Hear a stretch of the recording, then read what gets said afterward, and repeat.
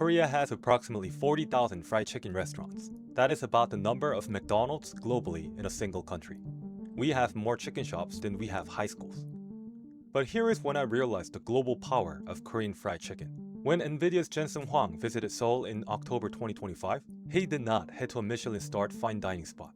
Instead, he sat down with Samsung Electronics chairman Lee Jae-yong and Hyundai Motor Group executive chair Jung Lee-sun at a small chain called Ganbu Chicken. According to reports, the venue was chosen by NVIDIA's side. But here is what foreigners don't see. Most of these chicken shop owners are not chefs pursuing culinary dreams. They are white-collar exiles. They were discarded by the employment system and are now struggling to rebuild their lives one drumstick at a time. Today, we dive into how brutal competition created world-class flavors and how the culture of social status trap built this entire industry. I'm Koo, and welcome to the Koo Report on Korea.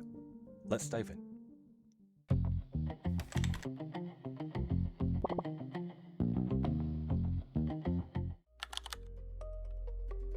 First, quick background. Why was Jensen Huang in Korea in the first place? As the CEO of NVIDIA, the company powering basically every AI model you hear about, he was on an Asian tour meeting key partners. Korea is home to two of NVIDIA's most important allies, Samsung for advanced memory and chips, and Hyundai for autonomous driving and robotics. So this was not a foodie trip. It was geopolitics, semiconductors, and AI. And yet, of all the places they could have picked, they ended up at Ganbu Chicken. To understand why that matters, you need to know the Chimaek culture. Chimaek is short for chicken and mekju, which is beer. It is not just a menu combo. It's practically a lifestyle category in Korea. The pairing has become so deeply embedded in Korean culture that it is its own social institution. Office gatherings after work, Chimaek. Friends catching up late at night, Chimaek. Watching baseball, soccer, or a K-drama finale, definitely Chimaek. Even staying home alone after a rough day, solo Chimaek is totally normal. For Koreans, chicken has essentially become a staple food. Whether it's a company dinner, casual hangout, or just eating alone at home, Chimaek is woven into daily life. Korean people consume a huge amount of chicken, consistently ranking first in East Asia in per capita chicken consumption, outpacing China and Japan. So when Jensen Huang sat down for Chimaek at Ganbu, it hit a cultural nerve. Here's a Taiwanese American tech billionaire worth tens of billions who could eat anywhere in the world.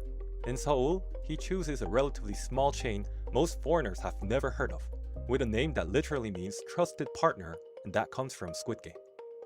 The symbolism writes itself. Global tech power meets Korean street culture, the ultimate social equalizer. Everyone meets over chicken and beer. Koreans understood this immediately. The photos spread like wildfire. And here's where it gets funny. The day after Jensen's October 31st visit, Gyeocheon Chicken stock, a publicly traded competitor since Ganbu is privately held, jumped from 16% intraday before falling back. That's how sensitive the market is to chicken-related events. The lucky owner of the specific Ganbu location now limits customers to 1-hour time slots at Jensen Huang's exact table. Why? Because Koreans believe you can absorb his energy by sitting where he sat. People are literally lining up to receive his ki, or in Korean, his power. It's hilarious and very, very Korean. That photo went viral because it showed that Korean chicken is not just food. It is a cultural bridge. Billionaires, students, salarymen, we all become Ganbu over fried chicken. Now let's take a look at how many 40,000 shops is. As of 2024, there are over 600 chicken franchise brands in Korea. That means for every million Koreans, there are over 12 different chicken brands competing for attention. To put that in perspective, the United States has about 4,000 total franchise brands across all categories, which works out to roughly 11 brands per million people. Basically, Korea has more chicken brands per capita than America has total franchise brands per capita.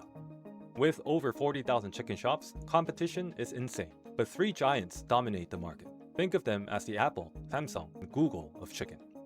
BHC, the flavor innovator. Premium, trendy, targeting younger demographics. Their signature is sprinkled chicken. Fried chicken dusted with sweet, salty, cheesy powder that's basically addiction in powder form.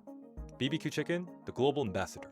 Market position as international expansion leader, operating in 57 countries. Their signature is golden olive chicken, fried in olive oil for a healthier positioning. BBQ's strategy is to establish Korean chicken as a global cuisine category, like sushi or pizza.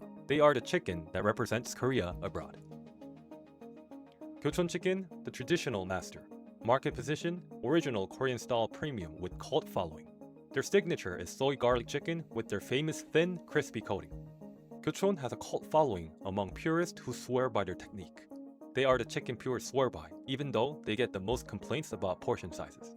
Now here's a fascinating detail about pricing. Nobody really sets prices independently. The brands watch each other constantly. When one raises prices, the others quietly follow within weeks. Consumers complain loudly and swear they will boycott. But then, they keep eating chicken anyway. It's like cigarettes. People complain about the price, but they can't quit because chicken has become essential to Korean life. From a business perspective, these brands operate like tech companies. Constant R&D, rapid iteration, and fighting for market share in a zero-sum game. But we need to talk about the dark reality behind these 40,000 shops. Why are there so many shops? It's the early retirement trap of Korea. Most corporate employees face honorary retirement between ages 45 to 55. It is called honorary, but it's simply systematic age-based cutting. Here is the brutal cycle. Work over 20 years, climb to middle management, earn about 80,000 US dollars annually. At 50, company offers voluntary retirement package. Translation, leave with severance or we will make your life hell. Age discrimination is legal and blatant. Nobody hires 50-year-old managers. The chicken shop solution kicks in. You get $80,000 to $250,000 in severance, assuming you're from a large corporation. It sounds decent, but you're 50 with 15 years until retirement. Kids in university easily cost thousands a year. Mortgage payments of $2,000 to $3,000 a month continues. No other employment options. So what do? You open a chicken shop. So why specifically chicken? Low skill barrier. No culinary training needed. Franchise provides everything. Brand, recipes, supply chain. High demand. Korean chicken and beer culture, as I told you about the Chimaek culture. Familiar product everyone understands. But here is another Korean cultural twist that makes this worse. Koreans are extremely sensitive about social status and how they look to other people. In Western countries, it is rather normal to see older people working as waiters or retail staff. There's even a movie called The Intern with Robert De Niro playing a 70-year-old intern, though it is a movie. In Korea, that is almost unthinkable. The idea of a 50-year-old formal manager working part-time under a 30-year-old supervisor is socially humiliating. People would rather struggle as the owner of a failing chicken shop than thrive as an employee somewhere else. Because being a boss, even of the smallest business, preserves social dignity. So these early retirees go to franchise expos, listen to polished sales presentations, and make hasty decisions to open chicken shops, not necessarily because it is a good business decision, but because they need to maintain their social status while earning some money. But this is the franchise trap. Franchise companies specifically target these desperate early retirees with seductive pitches about proven business models and corporate support. From a financial perspective, the model is brilliant, but predatory. Franchise companies profit from initial fees, ongoing royalties, and mandatory supply purchases, whether individual shops succeed or fail. The data is brutal. Many chicken shops don't last very long. Nearly half of new fried chicken shops close within 3 years. But here is the irony. This desperation is why the chicken is so damn good. What happens when you take a former Samsung engineer and put him behind the fryer? He applies corporate-level precision to it. He's not just frying. He is optimizing oil temperatures and delivery logistics with the intensity of a semiconductor launch. The person frying your wings might have been a bank branch manager 2 years ago. They fry to perfection because failure is not just a bad quarter. It is the end of their family's financial future. And it is not just the individual shop owners driving quality. The franchise headquarters are also locked in brutal competition.